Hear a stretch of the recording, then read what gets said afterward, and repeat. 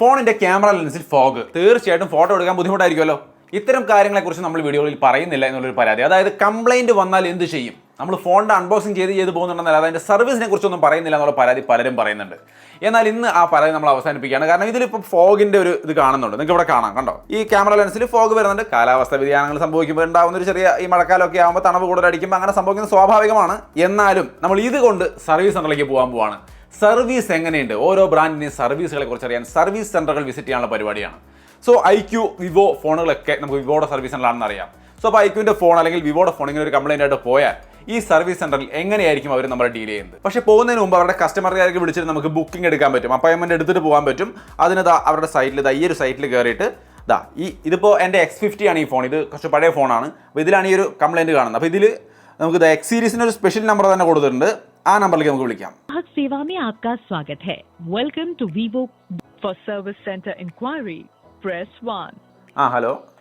Thank you for calling Vivo customer. So അപ്പോൾ ഞാൻ സംസാരിച്ചത് ഇംഗ്ലീഷ് ലാംഗ്വേജിലാണ് അവനോട് സംസാരിച്ചത്. വിളിച്ച ലേഡി എന്നോട് സംസാരിച്ചത്, കസ്റ്റമർ സർവീസ് എക്സിക്യൂട്ടീവ് സംസാരിച്ചത്.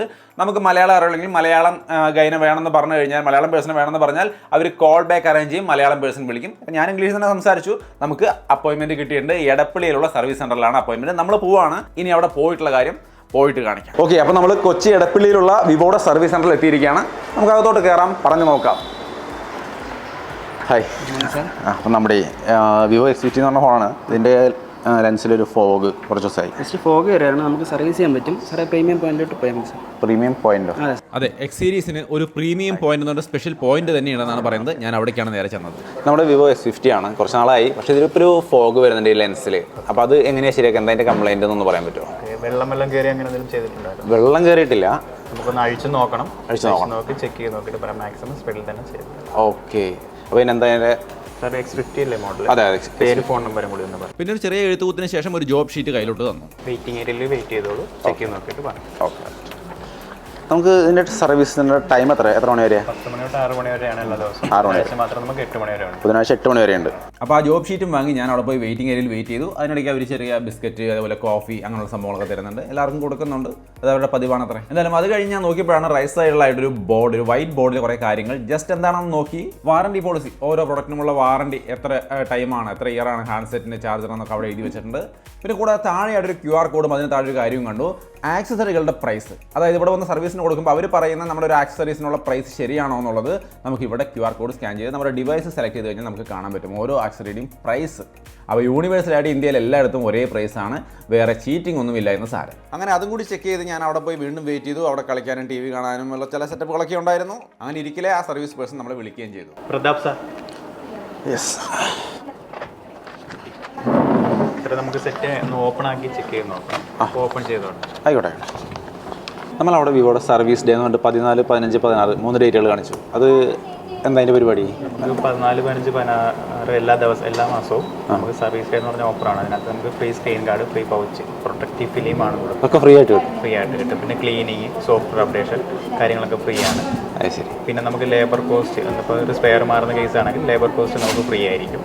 പിന്നെ ആക്സസറി പർച്ചേസ് ചെയ്യുന്നതിനകത്ത് 10% ഡിസ്കൗണ്ട് ഉണ്ടായിരിക്കും. ആക്സസറിയുടെ പ്രൈസ് എന്ന് പറയുന്നത് നമുക്ക് അവിടെ ഞാൻ QR കോഡ് കണ്ടോ, അത് സ്കാൻ ചെയ്ത് അതിൽ നോക്കി അറിയുന്ന ആ പ്രൈസ് തന്നെ ആയിരിക്കും. എന്തായാലും നല്ല ഓഫറിംഗ് ആയി.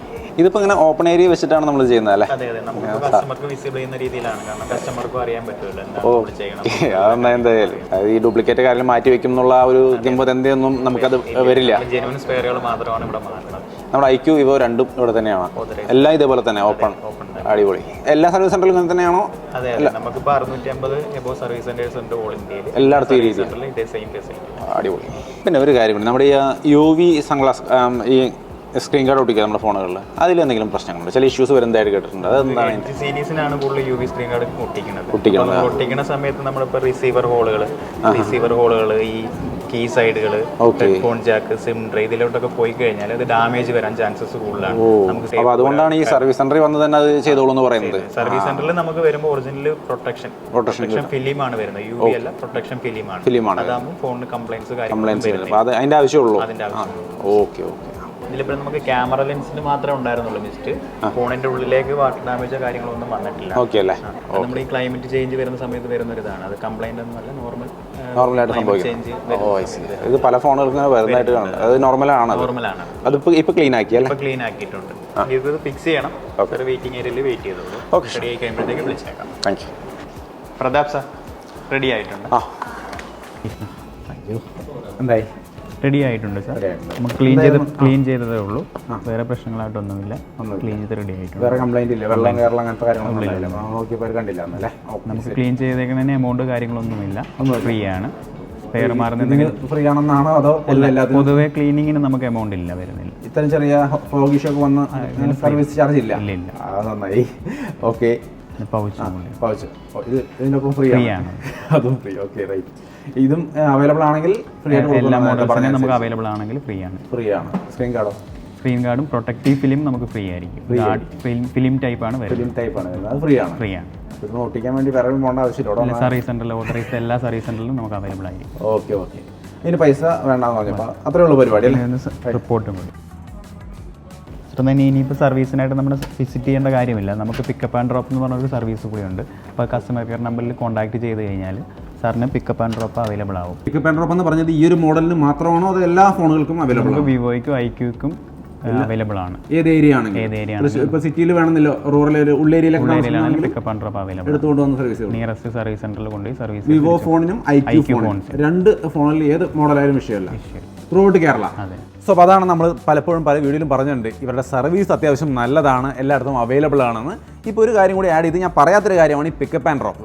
ഐക്യൂ ഫോൺ ആയിക്കോട്ടെ, വിവോ ഫോൺ ആയിക്കോട്ടെ, ഏത് മോഡലായിക്കോട്ടെ, എവിടെ ആയിക്കോട്ടെ, വിളിച്ച് പറഞ്ഞാൽ എടുത്തുകൊണ്ട് വന്ന് സർവീസ് ചെയ്ത് തിരിച്ച് കൊണ്ട് തരും എന്നുള്ളത് ഒരു നല്ല അഡ്വാൻറ്റേജ് ആണ്, നല്ല സർവീസിൻ്റെ ഭാഗമാണ് എന്ന് എനിക്ക് തോന്നുന്നു. നിങ്ങളുടെ അഭിപ്രായം എന്തായാലും തീർച്ചയായിട്ടും കമൻറ്റായിട്ട് ഷെയർ ചെയ്യാം. എന്തായാലും ഈ ഒരു വീഡിയോ ഈ ഒരു സർവീസ് സെൻറ്ററിൽ വന്ന് ഷൂട്ട് ചെയ്യാൻ ഒരു പെർമിഷൻ തന്നു. സർവീസിന് വരുമ്പോൾ കൂടുതൽ ഷൂട്ട് ചെയ്യാനുള്ള പെർമിഷൻ ചോദിച്ചിട്ടാണ് ഞാൻ വന്നത്. അത് അദ്ദേഹം തന്നെ അലോ ചെയ്തിട്ടുണ്ടായിരുന്നു. എന്തായാലും കാര്യങ്ങൾ ഭംഗിയായി, നിങ്ങൾക്കും ഒരു ഐഡിയ കിട്ടിയെന്ന് വിചാരിക്കുന്നു. എന്താണ് നിങ്ങളുടെ അഭിപ്രായം എന്നുള്ളത് തീർച്ചയായിട്ടും കമൻറ്റായിട്ട് ഷെയർ ചെയ്യാം. സോ ഒരു സർവീസ് സെൻറ്റർ വിസിറ്റ് വീഡിയോ ഇവിടെ അവസാനിക്കുകയാണ്. Thank you bro. ഓക്കെ, അപ്പോൾ നമ്മൾ സർവീസ് സെൻറ്ററിൽ പോയി സർവീസ് ചെയ്തു. നിങ്ങൾക്ക് ഇവിടെ കാണാം, ലെൻസിൽ ഇപ്പോൾ ഫോഗ് ഇഷ്യൂ കാര്യങ്ങളൊന്നുമില്ല, ക്ലിയർ ആയിട്ടുണ്ട്. മൊത്തത്തിൽ ആ ഒരു സർവീസ് സെൻറ്റർ എക്സ്പീരിയൻസ് എന്ന് പറഞ്ഞാൽ എങ്ങനെ ഉണ്ടായിരുന്നു ചോദിച്ചപ്പോൾ നമ്മൾ ഷൂട്ടിംഗ് പെർമിഷൻ ചോദിച്ചിട്ടാണ് അവിടെ ചെന്നത്.